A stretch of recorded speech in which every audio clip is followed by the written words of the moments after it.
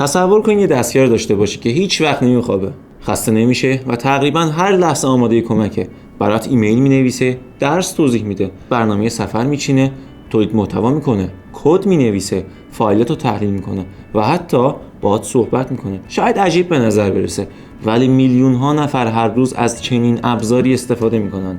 اسمش چیه؟ چت جی پی تی. اما چت جی پی تی چطوری کار میکنه؟ چه کارهایی میتونه برات انجام بده؟ به همان اندازه‌ای که دربارش میشنویم قدرتمنده. پس تا آخر این ویدیو همراه من باش، چون قراره همه اینا رو یاد بگیری. سلام دوستان، خوش اومدید به تک فارسی. من کمال رجبی هستم و اینجا درباره تکنولوژی، هوش مصنوعی و ابزارهایی صحبت میکنیم که میتونن زندگی و کارمون رو راحت تر کنن. اگه به این موضوعات علاقه داری، حتما کانال رو سابسکرایب کن تا ویدیوهای بعدی رو از دست ندی. بریم سراغ مطلب اصلی. چت جی پی تی چیه؟ چت جی پی تی یه نوع هوش مصنوعی مکالمه‌ایه، یعنی میتونی مثل یه انسان باهاش حرف بزنی و سوال بپرسی. مثلا میخوام برم استانبول، یه برنامه 3 روزه برام بده، یا برای مصاحبه شغلی آماده ترم کن، یا این متن رو رسمی ترش کن و فلان، یا یه برنامه یادگیری زبان برام طراحی کن، یا حتی برای کسب و کارم ایده بازاریابی بده و تو چند ثانیه پاسخاتو دریافت می‌کنی. یکی از جذاب‌ترین ویژگی‌های چت جی پی تی اینه که لازم نیست زبان برنامه‌نویسی یا تخصص خاصی داشته باشی. کافیه که سوالاتو بپرسی و اونم هر چه سریعتر پاسخ میده بهت. در واقع هر چی واضح‌تر توضیح بدی چه چیزی می‌خوای، نتیجه بهتری می‌گیری. چت جی پی تی چطوری کار می‌کنه و سوال مهمتر، این جوابا از کجا میان؟ خیلی‌ها فکر می‌کنن چت جی پی تی مثل گوگل کار می‌کنه، اما تفاوت خیلی مهمی وجود داره.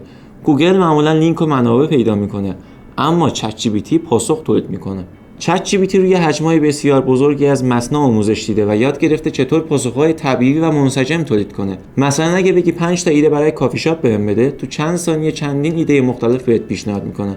اما یه نکته خیلی مهم، چت جی پی تی خیلی چیزا رو نمیدونه و ممکنه اشتباه بکنه.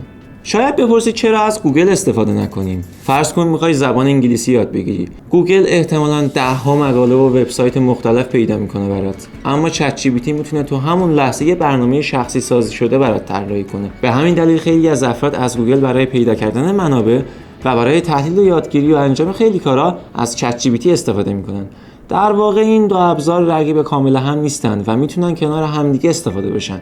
چت جی پی تی واقعا چه کارایی میتونه انجام بده برات؟ نوشتن، میتونه برات ایمیل بنویسه، رزومه آماده کنه، نامه رسمی بنویسه، متن تبلیغاتی بده برات و ایده پستای اینستاگرامی. یادگیری و آموزش، میتونی ازش بخوای مفاهیم پیچیده رو برات ساده‌تر توضیح بده. مثلا برای یه دانش آموز 15 ساله نظریه نسبیت رو توضیح بده، مفاهیم بورس رو از صفر برات آموزش بده، یا تو خیلی از مواقع میتونه نقش یه معلم خصوصی رو داشته باشه. برنامه‌ریزی، میتونه برات برنامه‌های درسی طراحی کنه، برنامه ورزشی پیشنهاد بده، برنامه سفر آماده کنه یا چک لیست پروژه برات بسازه.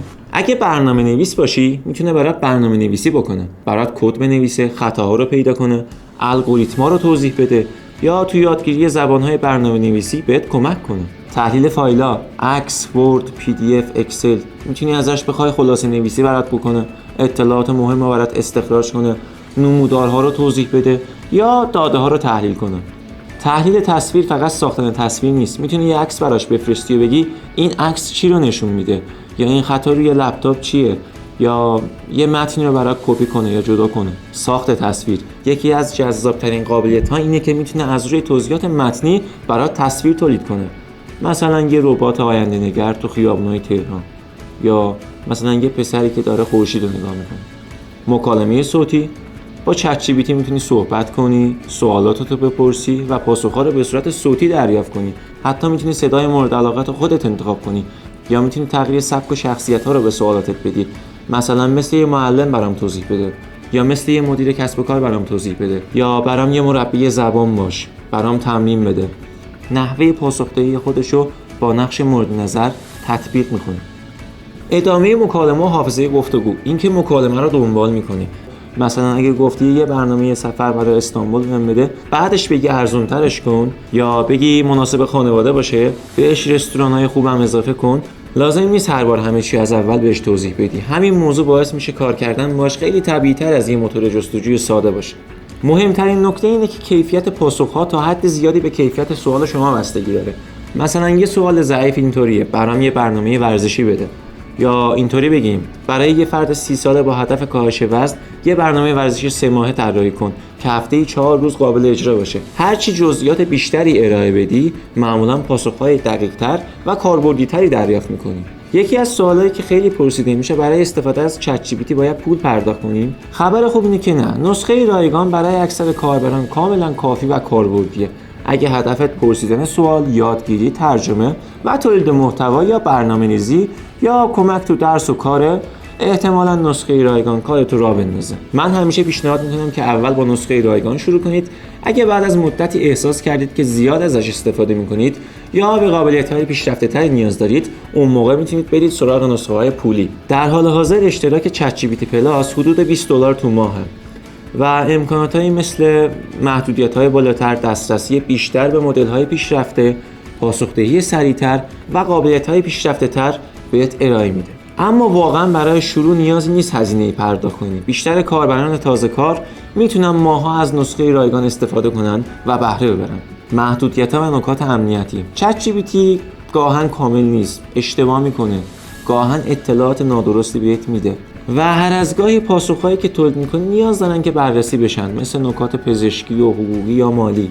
همیشه اطلاعاتتو از منابع معتبر بررسی کن. و یه نکته امنیتی خیلی مهم، هیچ وقت اطلاعات حساس مثل رمز عبور، اطلاعات بانکی یا اسناد محرمانه رو تو اختیار هوش مصنوعی قرار نده. خب یه جنبندی ریزی بکنیم. امروز یاد گرفتیم چت جی پی تی چیه، چطوری کار میکنه، چه تفاوتی با گوگل داره، چه کاربردهایی داره و محدودیت‌های اون. اگه این ویدیو برات مفید بود حتما لایک کن و کانالمون رو سابسکرایب کن و توی کامنت ها بنویس اولین کاری که دوست داری با چت جی پی تی انجام میدی چیه. ممنون که تا آخر ویدیو همراه من بودی. تا ویدیو بعدی، خداحافظ.